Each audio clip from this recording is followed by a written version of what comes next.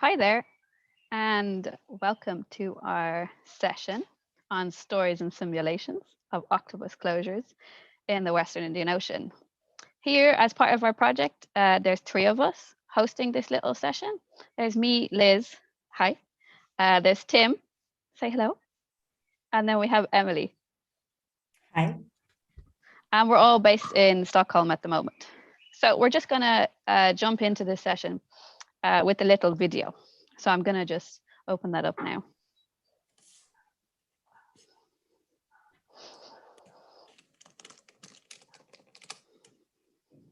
Bear with me.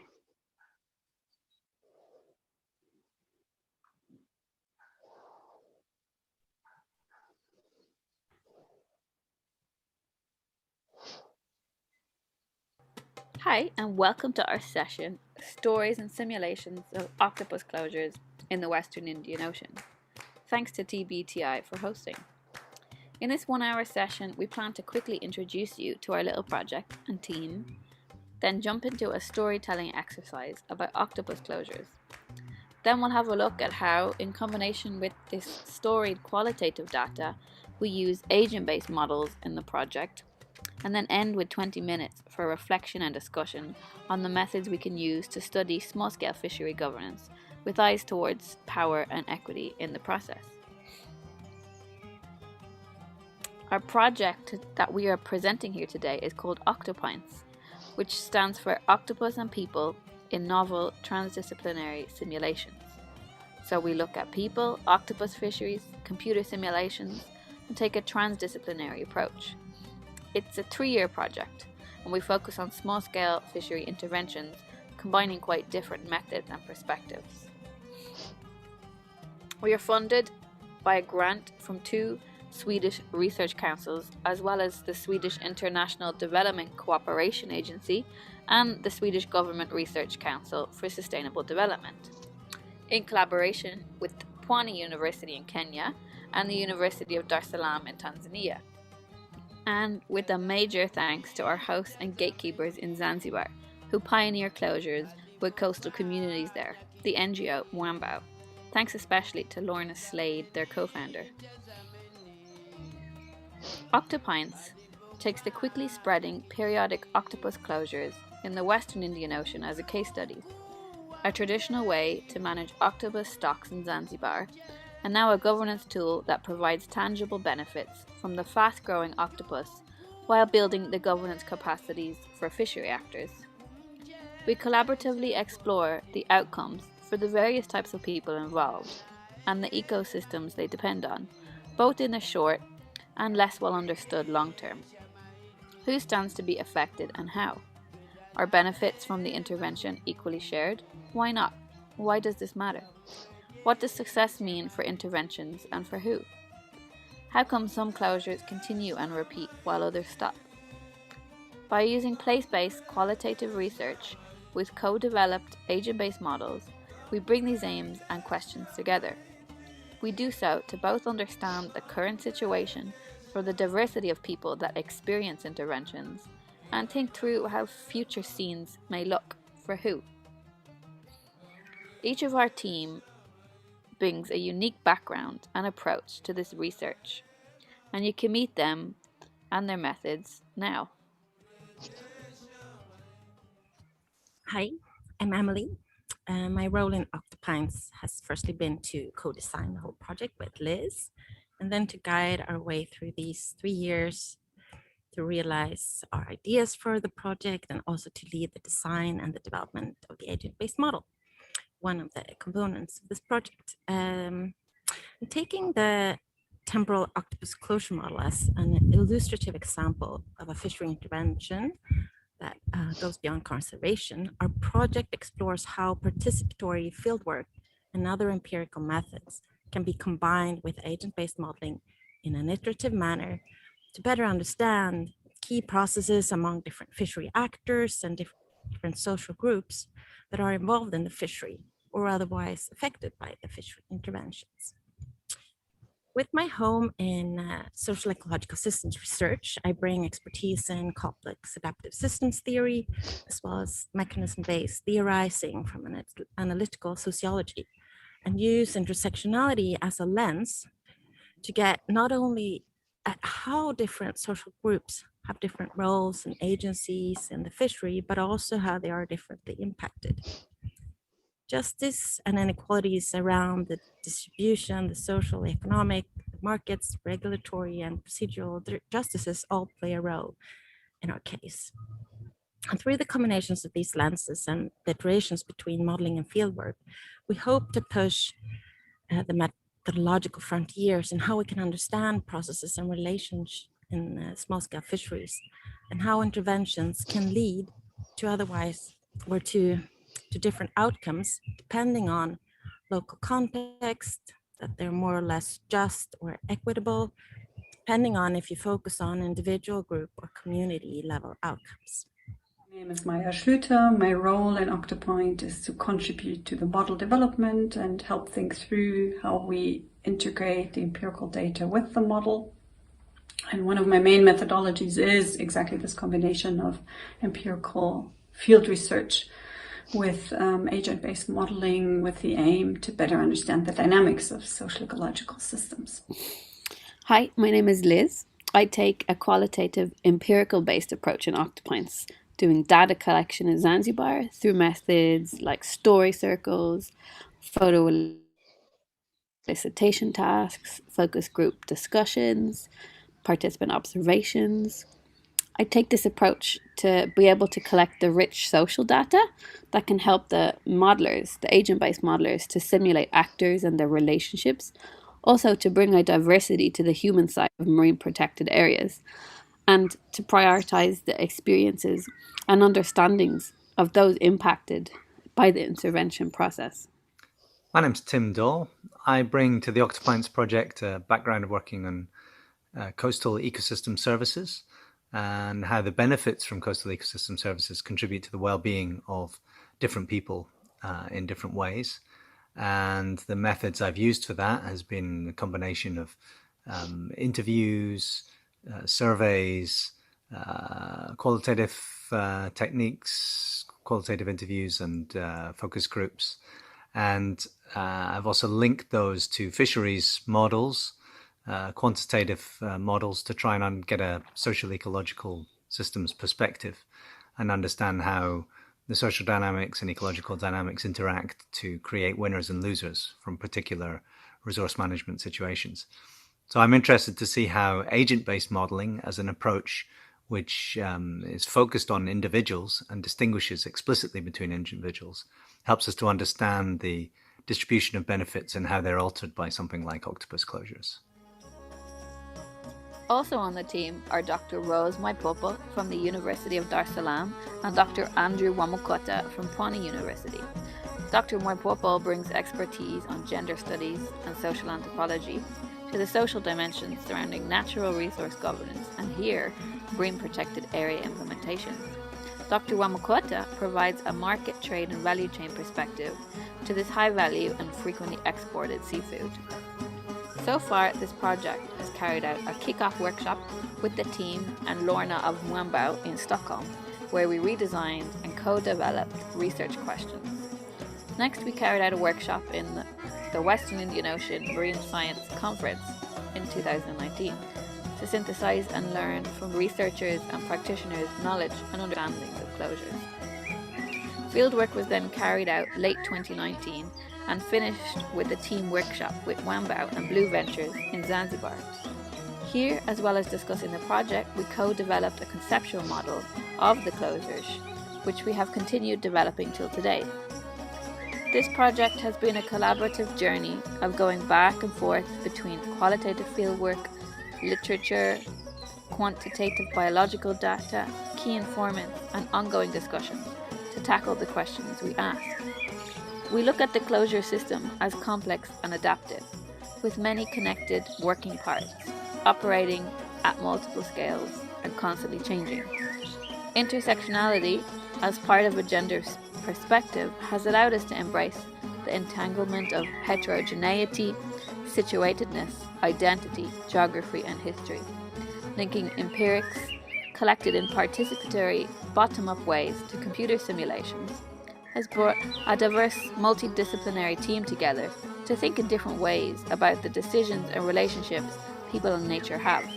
Also, to be explicit about our own assumptions and learn together about human behaviour within fisheries governance. Now it's time for a little story.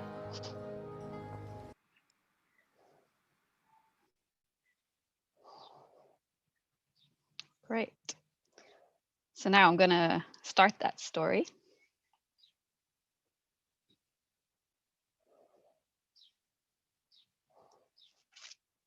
So this story is put together based on a narrative inquiry using story circles as a data collection method, a method which I borrowed from the theatre, whereby we all sat in a circle and each participant, with no interruption, gave their account of the closure process, and active listening took place. And the instructions, they were loose and they were based on reiterating what a story is. Like it has a beginning, a middle, an end, characters, and a sequence. It's temporal.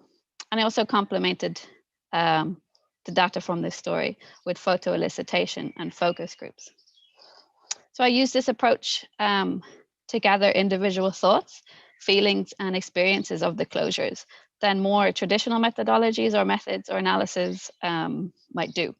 So by creating this resulting story, I aim to represent the richness of the human experience within the closure context, which you might not be able to get from statements or abstracts. So in this way, the closure as a small-scale fishery intervention can become a bit more understandable as a human experience to us who are not part of it. So that's my interest here. I also single out stories by fisherwomen, octopus fisherwomen, as in my understanding, their voices might not be prioritized or included quite yet in a management context. And just to be a bit more explicit about how I see or form this story, because I think that's important as we kind of reflect on our reasonings and logic in small-scale fishery research for justice and equity. So this story was created from the process of performing the research, in that I brought about this data by going out to study it with a certain interest in mind, a certain history, a background, and a way of being when in the field, and also of relating and having a relationship with the participants, the Zanzibari researchers who also took part in it, and also Zanzibar itself.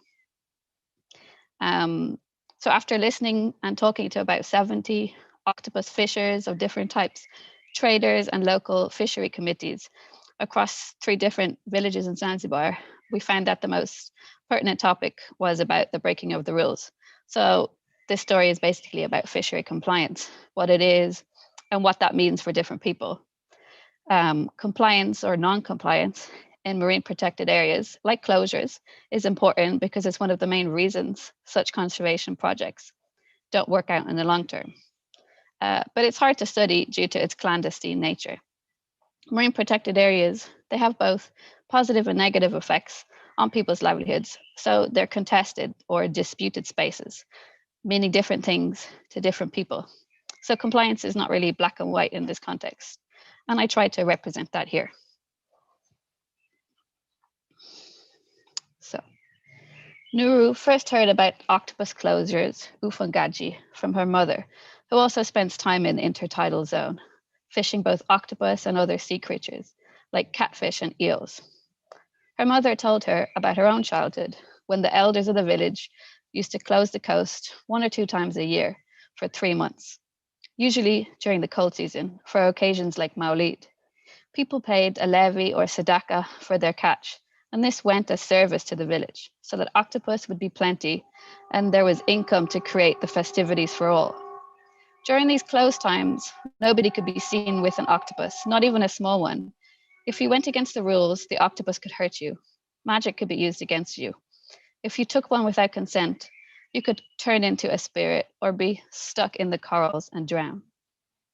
Last year, word went around the village that there was a meeting to be held by the Shahia Fishing Committee and the Sheha, the village leader, and everyone was welcome. Nuru was very curious about what was happening and eagerly went with her 2 neighbors, who were also her fellow female fishing comrades. They and many of the other women in the village were always ready to join community meetings. At this big meeting, there were many different people with a stake in the marine environment. A diverse range of fishers, traders, octopus fryers, seaweed farmers. The big people or leaders at the meeting introduced this new project that was about to take place. It was called octopus closures. Noor wasn't sure who the guests were, but a foot fisherman told her it was the conservation people, and they had a project, Mradi, and this meant that they were going to get something. Then she remembered she had seen a poster about octopus on her way to the daycare one day to collect the youngest of her 3 kids.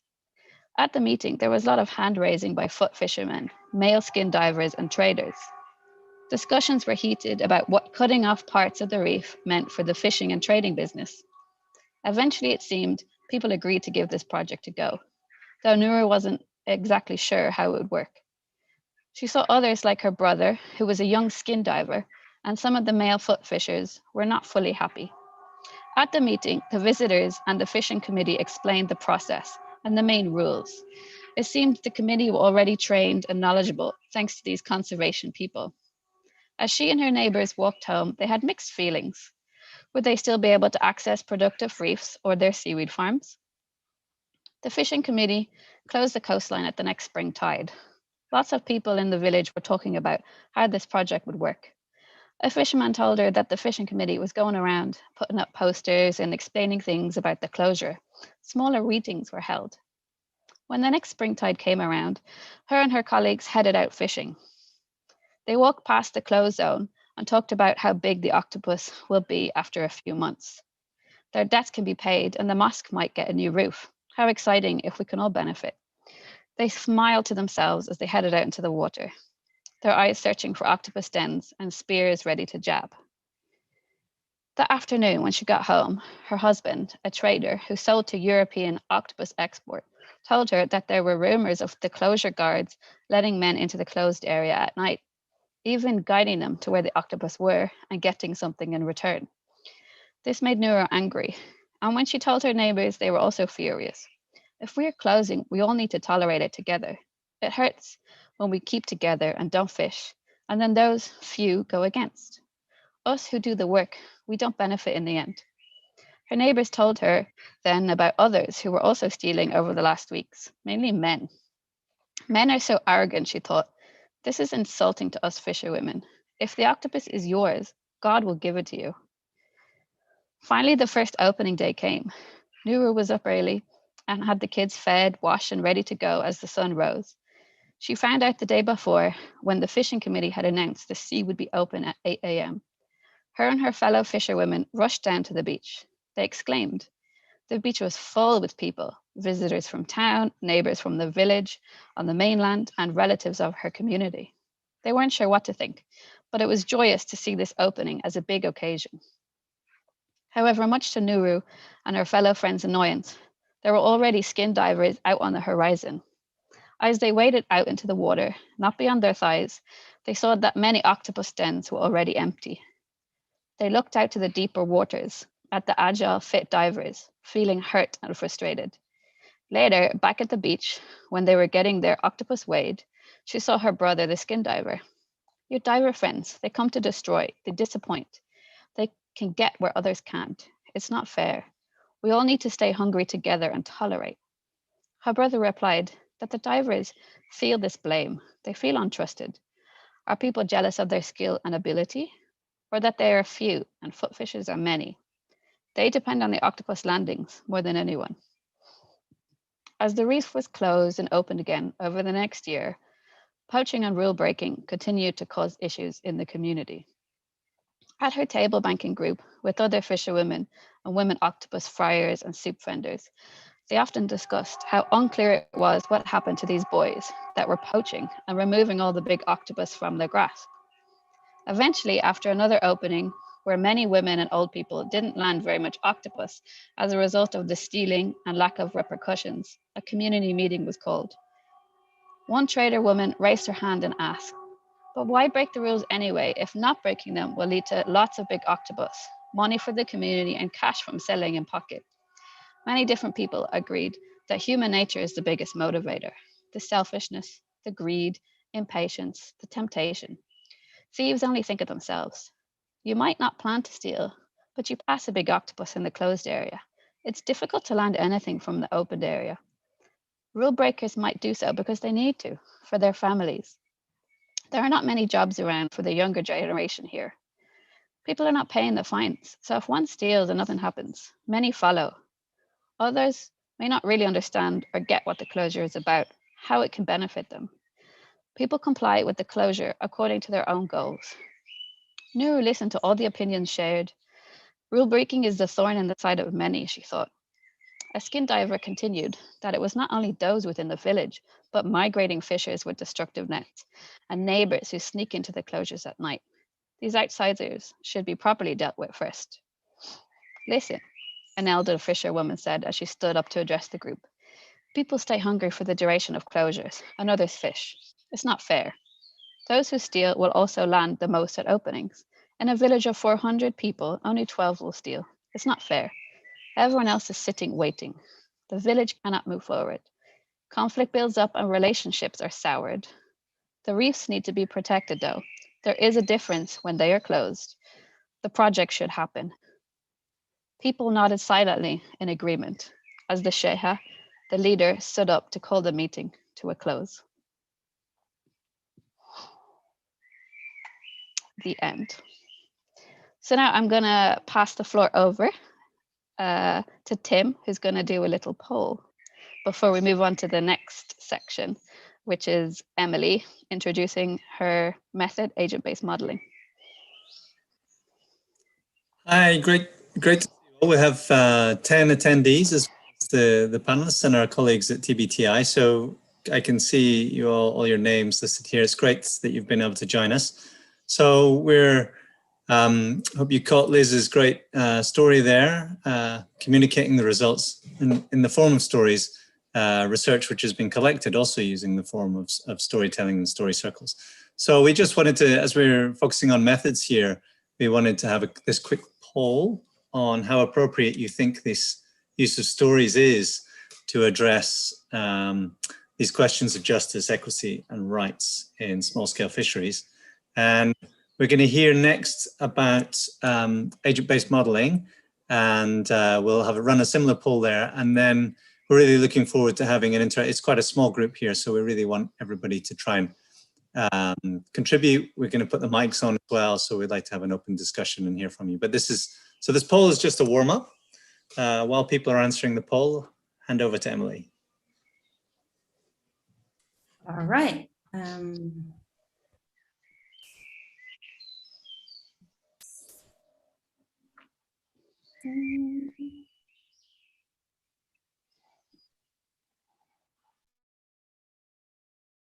Of course, I should have. I'm sorry. Okay, I'll just go ahead then. So this is not only about the modeling component, it's about how we combine the two methods in our work. And so first I'd like to take you through the approach actually, because as Liz said, we've done a lot of lit reviews, have workshops with experts and so forth. We then did the field work, we synthesized, analyzed, looked into theories, and after that, we started with the model. So first, we needed the bigger picture. We wanted to really get the stories from the people on the ground. And then in the model, we actually look at one small community, one closure, and then the issue that was the most concerning for them is about the compliance and the poaching. So we're in the model version 1, and we're gonna start like a next cycle this fall. So the aim of the modeling is really to understand better how interactions between key processes in a village or a community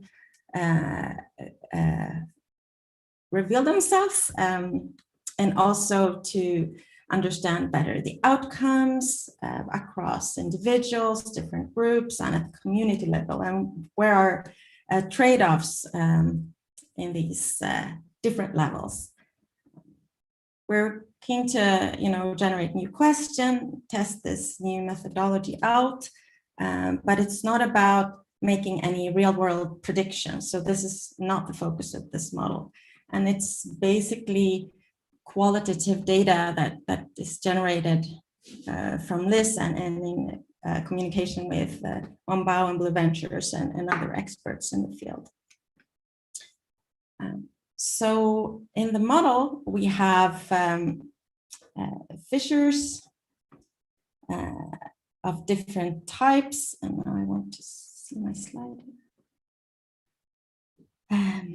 So we have the divers, the foot fishers, male and female, traders, male and female, the octopus stock in the closure, and those that are more outside the closure, and other fish that they can fish. And we look at also relationships between those, for instance, women as a social group or divers as a social group, to be able to in the future investigate peer influence. But also we want to look at family ties and how that might influence how prone you are to poach or break the rules, or how you might turn and be like 100% respectful and really try not to poach.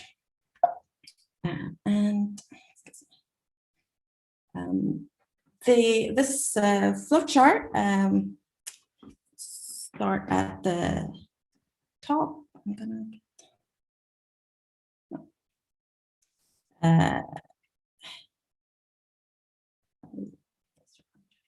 here. So first in the model, we check if it's open or closed, and we do this automatically. So it's closed for 3 months and then it's open for a few days. The community gets to invest in patrolling. Fishers, divers, they all decide if they're poaching or not when it's closed, and what they fish if it's, or go fishing if it's open. They trade. We see if the if they're caught or not, and pay the levy, and then we look at the acceptance of the closure. So I'm going to take you through that part, how we model that in next slide. So this is a part of the model interface. And what we do here is we are able to track then here the acceptance of the closure. So if their feelings are more positive or negative. And we how can I say, calculate this based on the two things, the transparency in poaching and punishment. So there can be a lot of poaching going on in red here, but if people are fined and they're kind of held responsible for their actions, then people are more willing to accept the closure model and will be sort of happier about it. Another thing that affects if people are respecting and accepting of the closure is if at the openings they are generating increased catches. So if there has been a lot of poaching and they are not benefiting at the openings because most dens are empty already, then their acceptance will go down.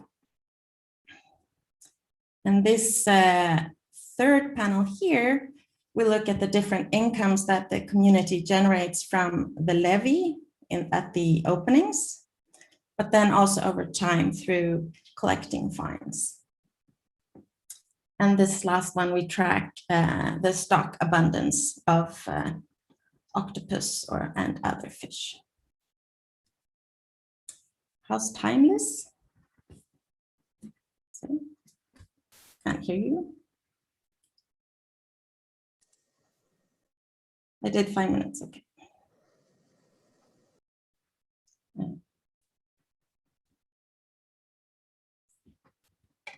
I'm trying to end the simulation. I wanted to show you real life simulation, but now my mouse won't move. I am very sorry. Can you, no, here we go. I was gonna ask you to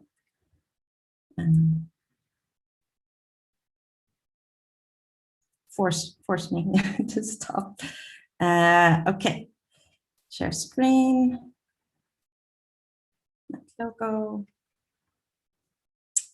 So here you see the model, I hope. Yeah. Can I get a thumbs up?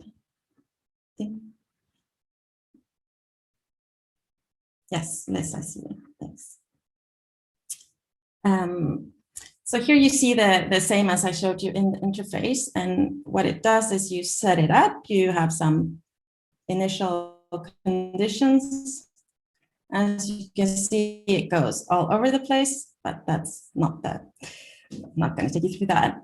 But you set up, and here we're looking at patrolling and how much they invest in patrolling. And the more they invest, the more likely it is that they will catch the poachers. So in this scenario here, you have a very high investments and most are caught. And that also means that they stop poaching as they learn by experience, or yeah, they go down in their poaching activities. But here, if I pause it, actually the community runs out of funds and they can't really do the patrolling that efficiently anymore, and hence actually the poaching goes up again. And so what we do in the modeling is to play around with these different settings and try to see, compare different outcomes of community funds, individual funds. You could think about the Gini index in a way here, and try to create win-win situations where they are very accepting of the closure, but also generate income for the community and across all the different social groups, which are here, male and females of different working categories. So another example. If we raise or lower the investments and you catch much fewer, then you'll see that the acceptance is going down. However, over here, the community funds are really increasing. So there you have a trade-off if you want to generate funds or have people being accepting of the closure. Yeah, so that would be my little quick course in agent-based modeling.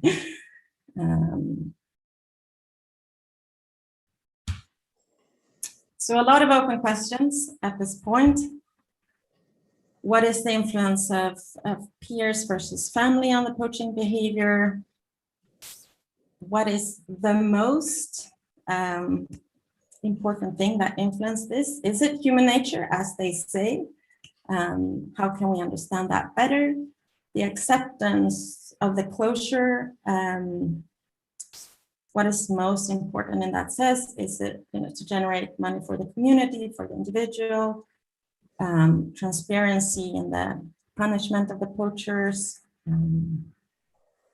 We also had a question like how, so one of the main goals for many NGOs is to empower a community through the closure model, but how can we measure that both in the field and in the model? Something that we like get into. Next steps, or patrolling and reporting, we had some questions there, like who does how does also peer influence work here? Maybe it's not, it's not always the monetary investments that play a role. So we have some next steps, doing more like an individual based model of the octopus, so really modeling the dance and the octopus. look for different influences on poaching, going back into the field, to collect also some more basic data on the finances and so forth to implement in the model. And this is it. Thank you so much. Thank you, Emily.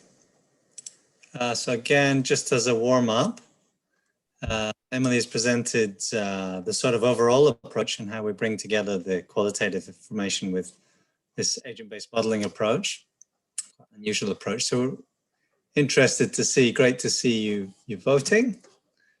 So it's a warm-up. And very brief presentations. Is there anybody, is there any immediate points of clarifications or questions about how the project's, how we've used these different methods together so far, or any comments? And you're very welcome. I think Ryland, I think, has given the microphone permissions to everybody, so you could use you could raise your hands, but nobody's raising the hands at the moment. But I mean, we're a small room, so I think we can make it quite informal. So maybe just to smooth conversation, maybe you can allow everybody immediate access to their mic. Hi everyone, can you hear me? Has that worked? I can't tell. Oh, great. Oh yeah, Thank you can hear me. Great. Hi, I'm Hannah from Blue Ventures. Thanks for presentations. I really enjoyed the story and having a look at the model. I was wondering about what kind of reaction you'd get from fishers and SFCs with the model itself. Because for me, I was like, oh my God, that's a lot of graphs, that's a lot of numbers. But it would be interesting to have a discussion about if this happens, then this is the kind of thing you might see. And the kind of discussions that would come about within the SFC as a result of that. Have you tried? What do you think? We're not there yet, but we're hoping there. And so, yeah, we'd have to think long and hard, of course, what we present and in what way, because really all of the assumptions and what you put in the model are also going to contribute to the results. So it's easy, or a common issue around models is that you present it and people take away some insight, but not thinking about the overall context that it's embedded in, or what's in the model, what's out, you know. So it's a lot of work to also communicate like super short and concise what it is and what we think that it's telling you. Yeah. On the other hand, I caveats out as well. Yeah. So, and I guess that goes for a lot of research. It's not unique to modeling, but it can become extra important. But to say that, we have done this in Mexico, and there I know my collaborator, he showed more the graphs, the outputs of the modeling, because you can have these scenarios, right? You can have different levels of investments, different levels of proneness to poach or whatever. And then that generated a lot of interesting discussions, and people were triggered to reflect on what was going on in their fishery, and also then used at higher state levels to communicate that if in this case that the social aspect of fisheries is extremely important, because if you only look at landings data when you design a policy, you might end up with missing the whole social part, which, you know, I know you're all aware of that, but the models were used at higher levels than result figures more to point to these issues. So that would be another level of communication, like a different audience that you were thinking or suggesting. But yeah, that would be my reflections. But we will go back into the field, and we will try as hard as we can to share the model, but it will not be. Yeah, it'd be interesting to see how you go about that. Yeah, do keep us in the loop. Yeah. For sure. Thanks. And thanks a lot, Hannah, for the question. Just to report back on the poll, in this small sample of participants, as a sort of, most people on the two polls have said like a 4 out of 5 for the methods, or a 3 or a 5. So people generally positive about each of these methods individually. I think what's interesting is trying to combine these methods. Is an interesting thing from this project. Liz, do you want to say anything about what's your perspective on how your qualitative data that you're getting from the field is connecting with the modeling process? What's the experience like for you as involved in the very grounded fieldwork, engaging with people creating the model? It's actually been fairly uncomfortable, because it's like I'm an Irish researcher, like working in Zanzibar, like alongside Zanzibar researchers, but then I'm like coming back with like these stories and these perceptions and people's kind of subjective experiences of this intervention, and then trying to kind of provide information in a way that's like clear to the modelers, asking kind of maybe specific questions about decisions in specific moments. So it's been, I guess, like ethically uncomfortable to try and make assumptions about these people that I've like met and worked with. That's what I've been feeling. But it's also, I guess it's really helped because I like each step of the model that Emily showed, we've had like so much discussions about like human behavior in that context, and why would people be doing this, and how they would be relating to others. So at each of these model steps, I've been able to kind of reflect and go back through the data and really look at it at a deeper level that I could ever have thought I would do in combination like with agent-based modelers. That's been how I've been feeling. Thanks a lot, Liz. That's great. That's super. Any other questions or comments from anyone at the moment? Jumping up in the room. I was going to reflect, to come back to the stories. You gave us a nice example of using stories to communicate, quite different from sort of standard approaches in natural sciences or social sciences or interdisciplinary fisheries research. And also hearing about Blue Ventures using these methods like photography and video. So I wanted to ask what people think that, what comes across, what do we learn from using these story-based approaches rather than more conventional research methods like surveys, which have conventionally been used for studying small-scale fisheries. Anyone have a reflection on that? And maybe to add to that, I would ask, I see Hannah here, Charlie from Blue Ventures. I guess that you actually combine, like through more blog posts, you can do more storytelling. And so the less high sciencey journals you go to, then you can use more stories. But as you maybe want to publish in a scientific journals, you have to sort of change your whole approach, how you communicate science. So maybe you want to reflect on how you go about sharing your thoughts. I'll unmute. I'm Charlie from Blue Ventures. Hi guys. A really great presentation. Thank you so much. It's really interesting to see. I really love the story approach, and I think stories are so strong at giving us the depth that we don't get with data. Like, and what I think we're starting to see when we're looking at, so we're using photo voice methods and some other kind of video methods, is you might get the same response as you would with a survey question, but you also get another layer of information from the photograph.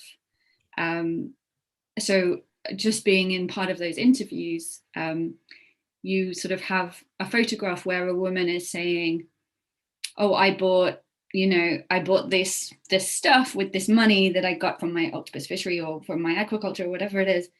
But then she says, and that means that I can take this and go further afield to get something that I need, or but I also, and there's my child also in the photograph and I'm paying for him to go to school. And it's just that you don't necessarily get that from a single answer.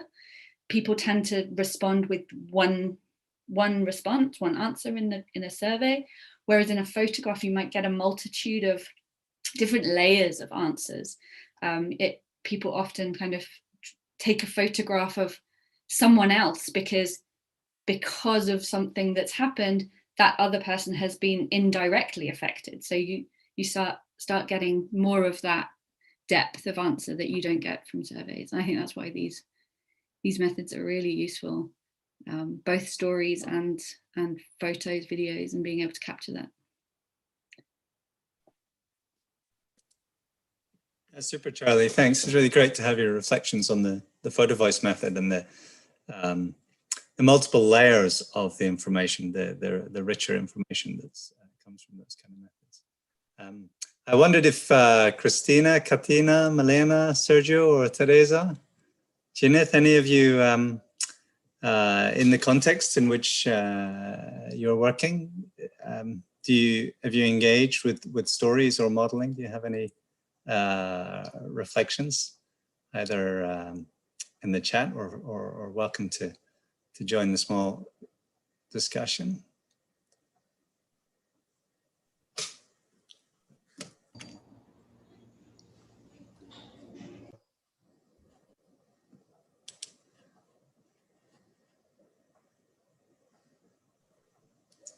Maybe we can come back to you, Emily, about in terms of moving towards looking at intersectionality and issues specifically around justice and fairness, and quantitative numerical models are not typically associated with these kind of research questions. So maybe can you reflect a little bit on the role of the types of modeling that you're working with to address what the potential is for these? The thing is that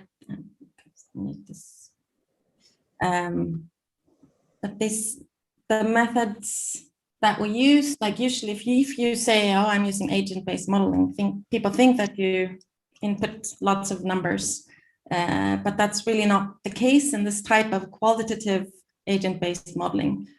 It's really to understand through the stories and the fieldwork what is going on, and try to capture dynamics, interactions, and who's affected by whom, how does that play out. And when you have all these interactions, you can play with different settings or scenarios. You know, what if everyone is super keen, but they failed to put the right agreements in place, and that led to, you know, the neighboring fishers. And so you have all this mix of different interactions and factors that play a role, but we try to use the model to see how factors of different sorts interact and might play out differently for different groups of people or at the community level, and as I said before. So, I mean, this was just, as I showed you the model, it's more like a teaser how it could look, but the result figures, of course, that they will be quite different. There will be many rounds, and, you know, you'll see, on average, you'll see these and these results. So it's more, yeah, but I don't know. Was that a somewhat answer to your question? Maybe? Thank you. Yeah, it's great. It's good to hear you just think, openly thinking along about this. I mean, we've been talking a lot about the potential and what's gained by both these sort of more qualitative data collection approaches, which are more targeted towards people's stories and experiences. And we heard from Hannah and Charlie about their experiences in Blue Ventures using that. We've also heard about the potential of combining that with these more structured agent-based approaches to, and this iterative nature of going between the agent-based model and the qualitative field work and clarifying the questions that we're asking and using it as a learning tool. I wonder if anybody has any comments on, if anyone has any comments on any risks or drawbacks from this kind of approach. And we also have a question from Milena. Great, thank you, Milena. We haven't spoken about sort of consent and ethics. Obviously, that's we have in the project. We haven't spoken about in this webinar. You're welcome to. Would you like to have the word, Milena, just to pose your question? Yes. Hello. Welcome. Nice to hear you. My internet connection is not working so smoothly, but sorry, I joined you late, so I don't know if my question is not. It's very valid, Milena, and we can hear you clearly. I wanted to ask you about, Liz, about if you got some kind of consent from the people you got because you were worried about your ethical issues in bringing this up. So if it would help you to have some kind of consent of these people who you are working with. Yeah, before I even went near the field or even close to an airplane, I followed out like quite a big, long ethical procedure form, which is part of Stockholm University. So I had a lot of kind of questions that were based on anonymity, my position, dangers to me, or benefits of the research, assumptions, expectations of participants. So I had a lot of chance to think about the ethics of it and to make sure that before I interact with anyone at all, even if I was just chatting to them, that I made sure they knew what I was doing, what I would do with the data, that it was anonymous. So all these stories, like Nuru isn't a real person. I mixed together like fisherwomen and made a kind of a character for the story. So there's no way you could know who's saying what or where. And the data comes from across 3 different villages, and I mixed all of it in together as well, so that like nothing can be traced. Because I know it's like a touchy topic, compliance, right? So I was careful about it. Did you get some written? So did they have to sign something? Yeah, we have a plain language statement. So before we talk, and it was usually in like a group setting, we'd ask them to orally consent to what was about to happen after reading out kind of like the ethical procedure, and then the plain language statement, and then they'd have a chance to leave. So I say, if anyone doesn't agree with this, feel free to leave now or anytime during this chat. So like you're not forced to do it. Yeah. But then I don't see, why do you feel bad?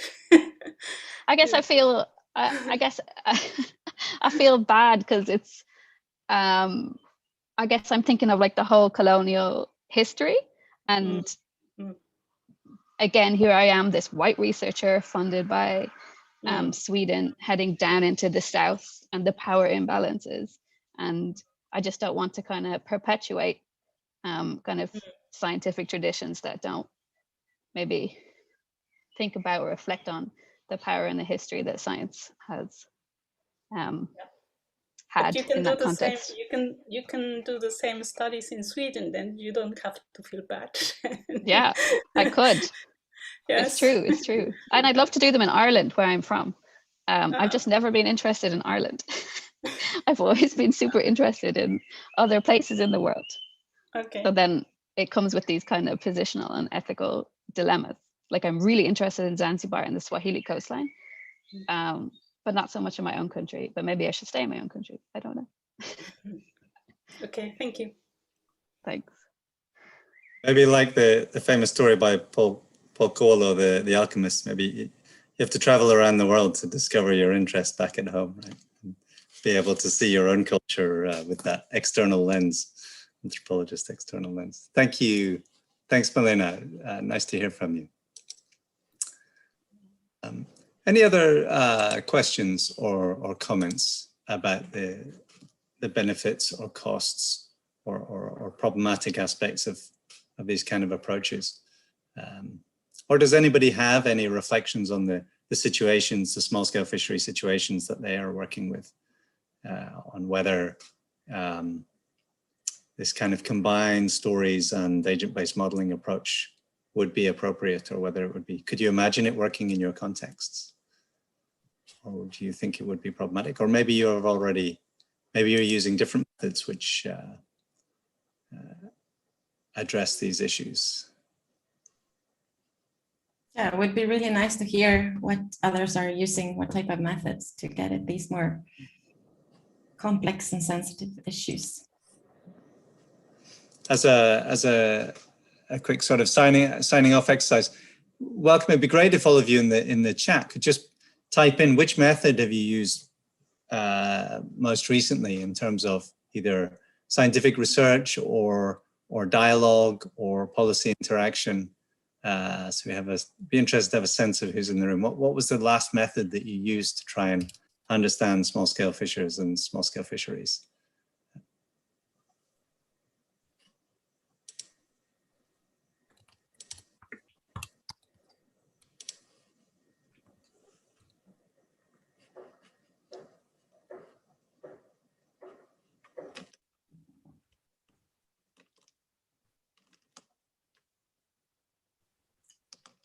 Participatory mapping.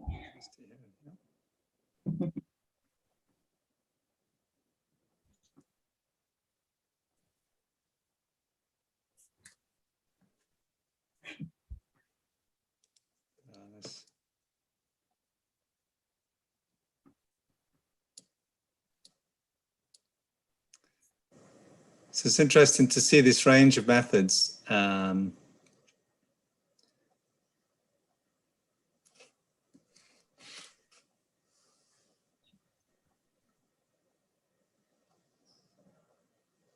Yeah, keep typing. EAFM. Ecosystem approach to fisheries management, I would assume, from Sergio. Thank you.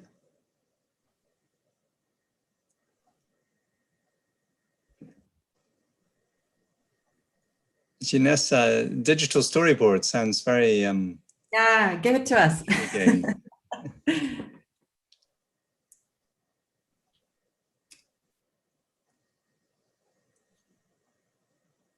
Something that you're working on. Great. We look forward to hearing about that. It'd be nice if you have any kind of link to your activities. We have 2 minutes left in the session, so we will start to wrap up a little bit.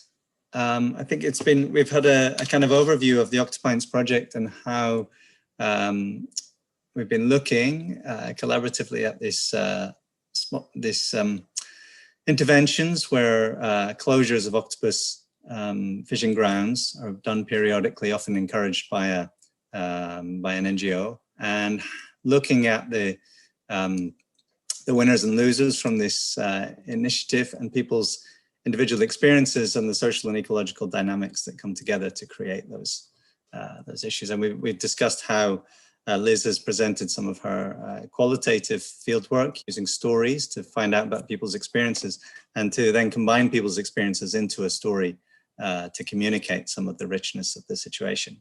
And Emily has presented the overall kind of methodology of the project, which is combining this sort of rich qualitative research with a agent-based computer modeling approach and an iteration between creating a model which then generates questions about human behavior, which then goes back to the data and the fieldwork and then informs future iterations of the model.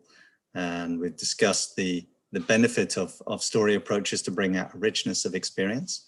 And we've discussed some of the challenges of disseminating and sharing computer-based models with our research participants. And we look forward to seeing how that's going to work out. Emily, would you like to say anything just before we close?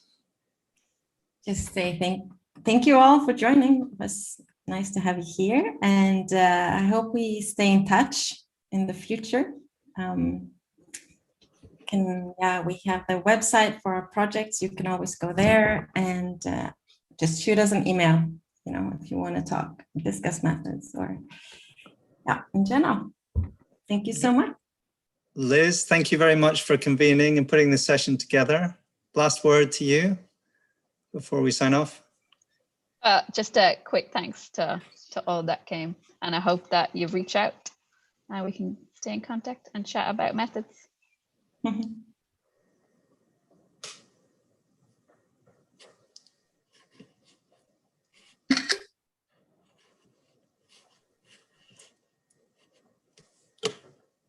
Okay. Thank you. Bye-bye. Thank you.